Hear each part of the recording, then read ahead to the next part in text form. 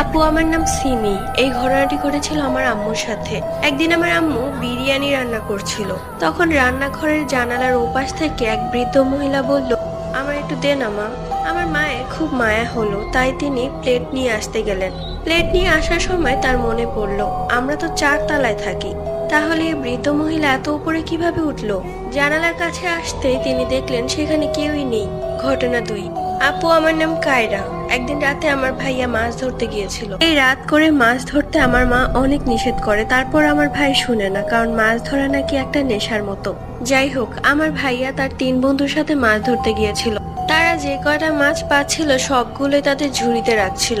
এরপর তারা ঠিক করলো এবার বাড়ি ফেরা যাক, কারণ অনেকক্ষণ যাবত তারা মাছ ধরছে। তারা যখন বাড়ি ফিরবে তখন দেখে তাদের ঝুড়ি পুরো খালি, চারিপাশে ছিটিয়ে আছে মাছের কাঁটা। এতক্ষণ যাবত ধরা মাছগুলো তাহলে কোথায় গেল?